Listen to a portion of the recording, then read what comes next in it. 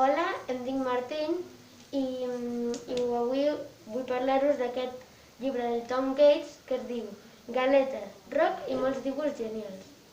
Va d'un nen que té com un diari, aquest llibre és com un diari del nen, i que té una germana que sempre li fa la punyeta.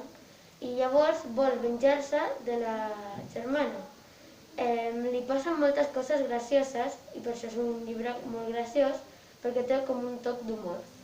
Us recomano als nens o nenes que els agradi llegir-se llibres que es facin riure i que els agradi riure.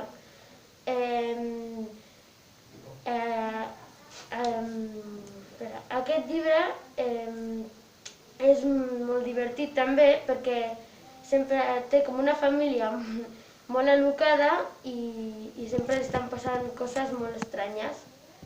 Espero que si us llegiu us agradi molt i que ho disfruteu. Adeu.